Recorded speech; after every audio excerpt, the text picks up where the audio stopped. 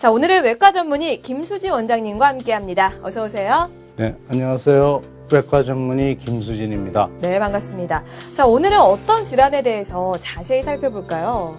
네, 오늘은 목의 앞부분에 있는 내분비 기관인 갑상선의 기능에 문제가 생기는 질환에 대해서 알아보겠습니다. 네. 갑상선 기능을 제대로 하지 못할 경우에 저하증이 생기고요. 반대로 너무 활발하게 기능할 경우에는 항진증이 생기는데요. 각각 어떤 원인으로 발생하고 또 어떻게 치료하는지 알려드리겠습니다.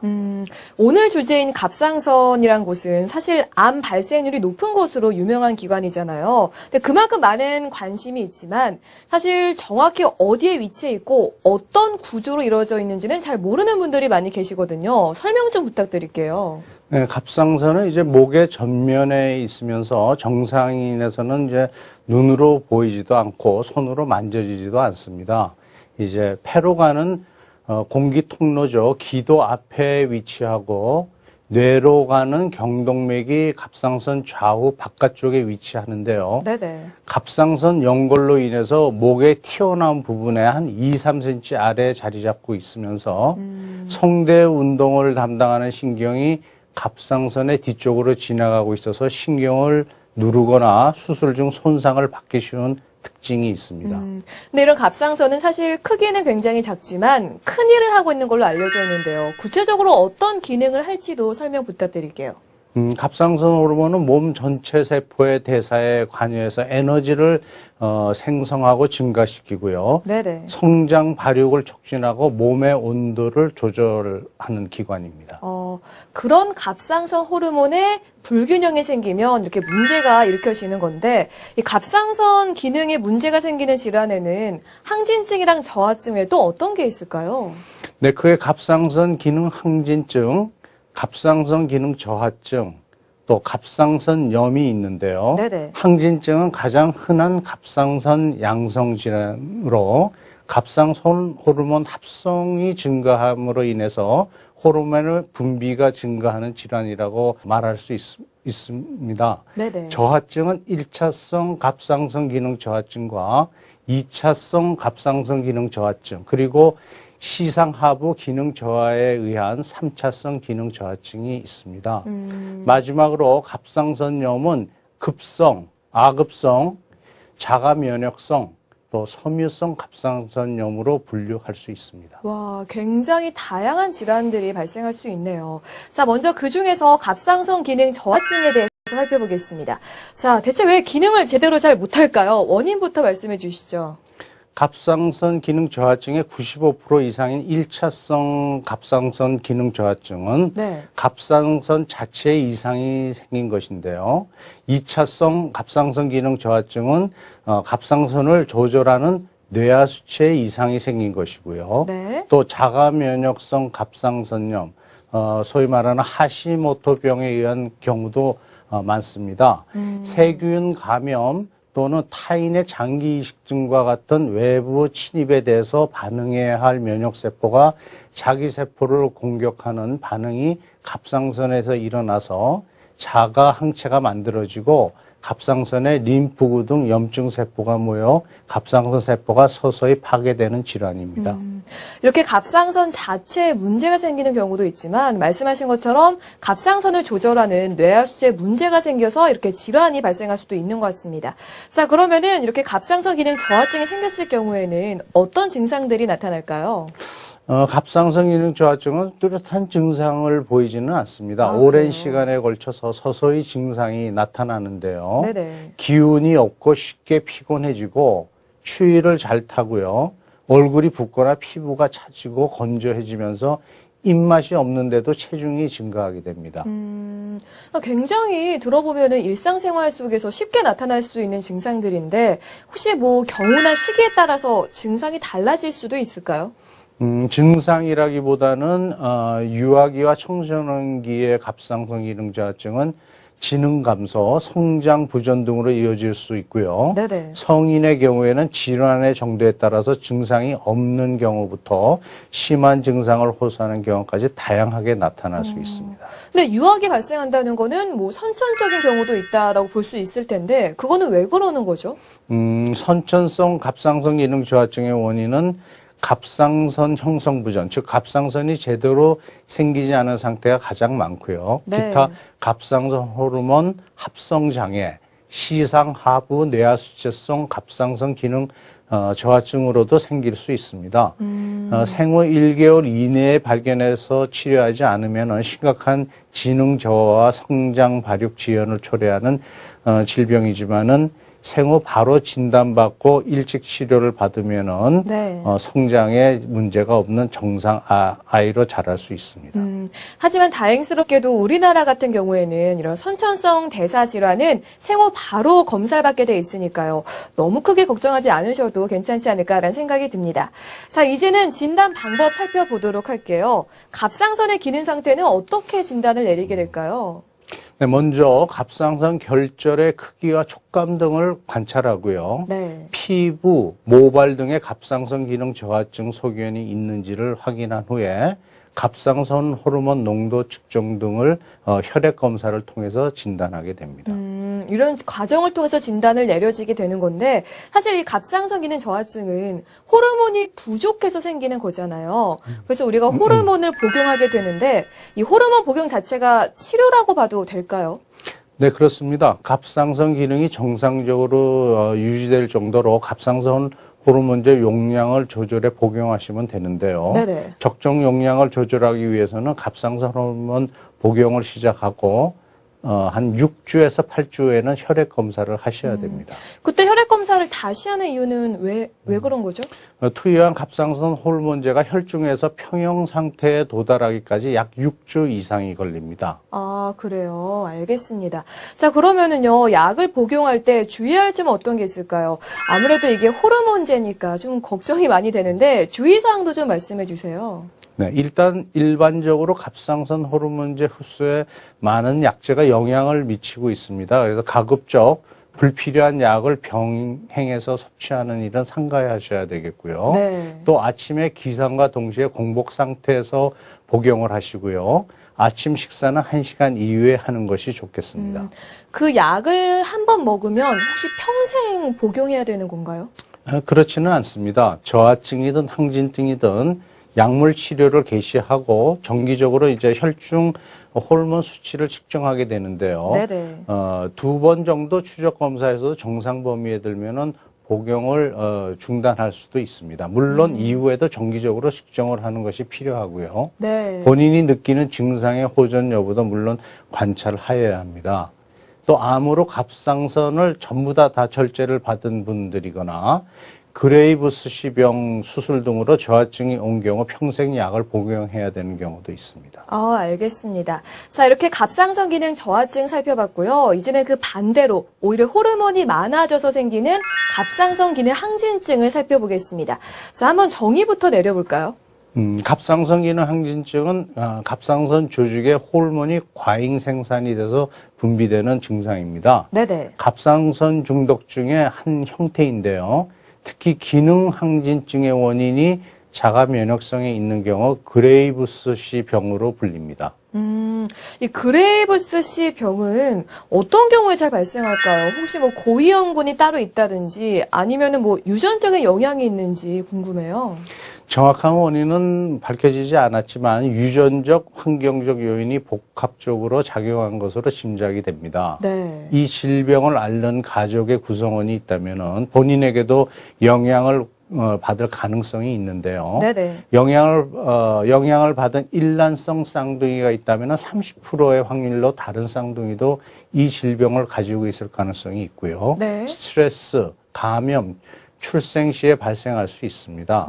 제1형 당뇨병, 류마티스 관절염과 같은 자가 면역 질환을 가진 환자들이 영향을 받을 가능성이 있고요. 흡연이 이 질병의 위험성을 높이고 안구 문제를 더욱 악화시킬 수 있습니다. 아유, 흡연은 참 어떤 질환이든 간에 문제가 되는 것 같습니다. 올해는 꼭 금연하시면 좋을 것 같고요. 자, 일단은 이 갑상선 기능 항진증, 그레이브스 C병이 원인이 되고 있다라고 하셨는데 그 외에 또 어떤 원인이 있을지 말씀해 주세요. 다른 원인으로는 무통성 갑상선염, 아급성 갑상선염, 또 중독성 결절이 있는데요. 네네. 갑상선 중독 중에 원인 질환은 갑상선 기능 항진증을 동반하는 경우와 동반하지 않는 경우로 나눌 수 있습니다. 동반하는 경우와 동반하지 않는 경우. 먼저 동반하는 경우의 원인부터 살펴볼까요? 뇌하 수치에서 과잉 분비된 갑상선 자극 호르몬으로 인해서 갑상선 분비 뇌하 수치 선종, 갑상선 호르몬에 대한 뇌하 수치의 선택적 내성, 또 비정상적인 갑상선 자극 물질에 의한 갑상선 기능 항진증이 생기는 경우인데요. 그레이브스 씨 병이 거기에 속하고요. 네. 또 영양막 종양이라든지 갑상선 자율성에 의한 갑상선 중독, 또 아미오다르닌이라는 약제와 같은 약물에 의한 경우도 있습니다. 그럼 그와 반대로 이 갑상선 기능 항진증이 동반되지 않는 경우는 어떤 경우예요? 갑상선 염증에 의해서 갑상선 조직이 손상된 경우에는 갑상선 조직 이외에서 갑상선 호르몬이 과잉 공급되는 경우가 있습니다. 그러니까 이게 갑상선 호르몬을 과다하게 분비돼서 갑상선 중독 증상이 나타나는데 이게 항진증을 동반하는 경우와 동반하지 않는 경우로 나눠볼 수 있다. 이렇게 보시면 되겠습니다. 자, 근데 이렇게 원인을 잘 구별해야 하는 이유가 따로 있을까요? 혈중 갑상선 호르몬 과잉 상태로 인해서 임상 증상은 유사하지만은 네. 원인 질환의 치료 방법과 임상 경과가 크게 다르기 때문에 그런 것입니다. 예를 들면은 갑상선 조직이 손상되어 나타나는 갑상선 중독증의 경우 3개월에서 6개월이 지나면 호르몬 변화 경과를 보면서 약물 치료를 하지 않더라도 네. 저절로 정상으로 회복되는 경우가 많습니다. 하지만 그레이브스 씨 병은 1년 이상 장기간 약물 치료가 반드시 필요하므로 원인을 잘 구별해야 됩니다. 네, 맞습니다. 사실 정확한 치료를 위해서는 그 원인을 찾아내는 게 가장 중요하겠죠. 그래서 이렇게 구분하는 거다라고 알고 계시면 좋을 것 같습니다. 자, 이제는 증상에 대해 살펴볼게요. 갑상선 호르몬이 이렇게 과다하게 분비되면 어떤 증상들이 우리 몸에서 나타날까요? 체력 소모가 심해지고 쉽게 피로를 느끼게 됩니다. 식욕은 왕성한데 아주 잘 먹는데도 계속 체중이 감소되는 것이 가장 큰 특징 증상 중에 하나고요. 네네. 더위를 참기가 힘들고 땀이 많이 나고 가슴이 두근거리고 가벼운 운동에도 과거에 비해서 숨을 많이 차합니다. 네. 노인들에서는 부정맥이 나타날 수도 있는데요. 팔다리에 힘이 빠지고 손이 떨리면서 남자는 다리에 마비가 나타나기도 합니다. 여성들은 월경이 불순해지고 양이 줄면서 심하면은 없어지기도 합니다. 그래서 임신으로 착각하기도 하고요. 네네. 갑상선은 전반적으로 커지는데 눈도 커지고 안구가 앞으로 돌출해서 눈꺼풀이 붓고 결막에 충혈이 나타나게 됩니다. 네. 눈 안에 먼지나 모래가 들어간 것 같은 이물감을 느끼게 되고 눈이 부시하면서 물체가 둘러 보이기도 하지만은 이러한 안구 증상은 모든 경우에 나타나는 것은 아니고요. 네. 우리나라에서는 갑상선 기능 항진증 환자의 약 3분의 1 정도에서 나타나고 있습니다.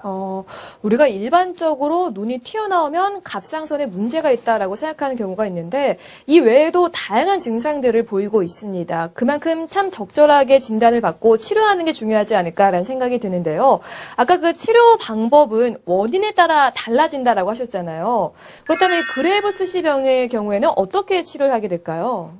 대개 한 1, 2년 정도 약물 치료 기간이 필요한데요. 네. 약물요법, 또 방사선 요오드 치료법, 수술요법 세 가지로 분류할 수 있습니다. 나라마다 선호하는 치료법이 달라서 미국이나 유럽은 방사선 요오드 치료법을 우선시하는 편이고요. 네. 한국이나 일본은 항갑상선제 요법을 선호하는 경향이 있습니다. 말씀해주신 그런 약물이나 방사성 요오드 치료법 외에 혹시 뭐 수술이 필요한 경우는 어떤 경우일까요?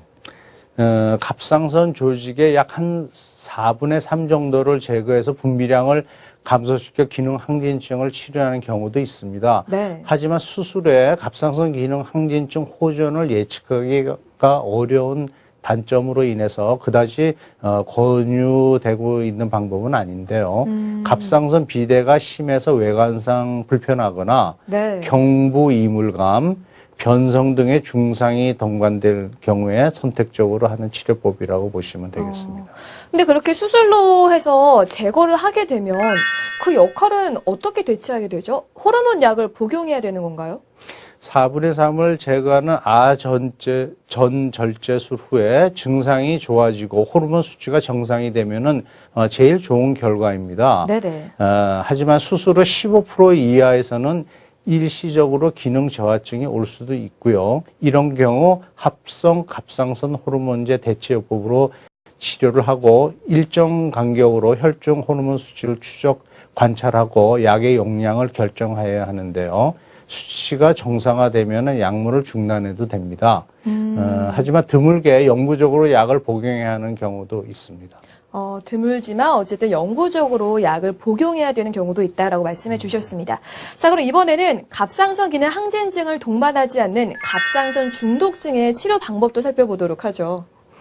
아급성 갑상선염, 또 산후갑상선염, 또 무통성 갑상선염 등 여러 갑상선염의 경우에 갑상선 중독증이 일과성으로 나타나기 때문에 베타 차단제와 진통소염제로 증상만 완화해주면 대부분 수개월 내로 항갑상선제 투여 없이 회복이 됩니다. 네. 증상이 심할 때는 스테로이드 제제를 1, 2주간 투여하기도 하고요.